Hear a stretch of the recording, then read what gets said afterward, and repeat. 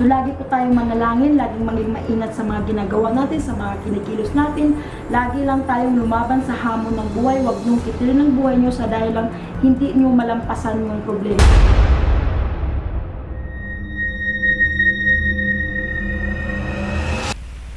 Hello po mga ka-PTV, sa video na ito ay tatalakayin natin ang masasamang pangitain sa isang lugar na ito ayon sa mga visions ni Madam Rudy Balvin.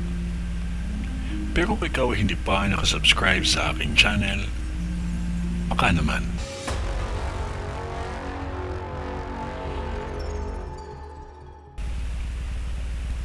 Gaya ng madalas ko pong sinasabi, ako po ay tao lamang. Hindi ako Diyos at mas lalong hindi ako propeta. Kung ano ang ipinakita ng Diyos ay hanggang doon lang din ang aking masasabi. Na-post ko noong mga nakaraan ang tungkol sa mga sunog na kung saan nagaganap na.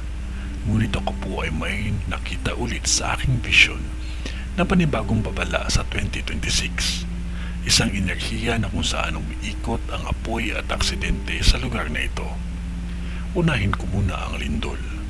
Ang lindol na hindi inaasahan ng lahat ay magaganap sa unang pagkakataon na magkakaroon ng isang malakas na lindol. Na kahit ano pang bagay na meron ang lugar na ito na siyang proteksyon sa pagyanig ay mapapaliwala na dahil sa bawat yanig papaba ng pailalim ang lupa na kung saan ang mga proteksyon ay mapapaliwala. Sa taong 2026 may nakikita akong 8 sunog na magaganap pa lamang at aksidente na halos sunod-sunod. Isang enerhiya na hindi maiwari at maunawaan ng lahat. May mga OFW na biktima ng mga aksidente.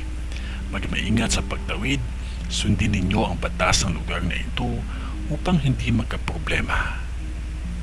Makita niyo ang kalangitan na halos dumidilim dahil sa dami ng ibon na lumilipad. May nakikita din akong OFW na biktima ng krimen. Kahit sa sakyang pangipapawid ay may aksidente, kaya mahalaga ang manalangin ng lahat upang lahat ay gabayan ng Diyos Ama. Ito ang palatandaan ng mga lugar na magkakasunog.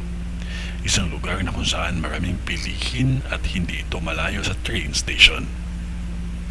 Tulad ng lugar ng Ngau Tau Kok, may OFW na nagtatrabaho dyan na masasawi dahil sa aksidente na hindi inaasahan. May lugar ng agency na magkakaroon ng malawak at malaking sunog. Isang uri ng enerhiya na kung saan apoy ang dala nito. Mag-maingat lamang, lalo na sa taong 2026 dahil may dalawang malakas na malalakas na bagyo. Malakas pa ito sa mga nagdaang bagyo na halos kaya na nitong sumira ng mga imposibleng masira. Matindi ang hamon ng kalikasan sa pagpasok ng taong 2026. Mag-maingat lamang lahat. Ito ay ang vision ni Madam sa Hong Kong. Sa ngalan ng Diyos Ama, ng Diyos Anak at ng Diyos Espiritu Santo. Amen.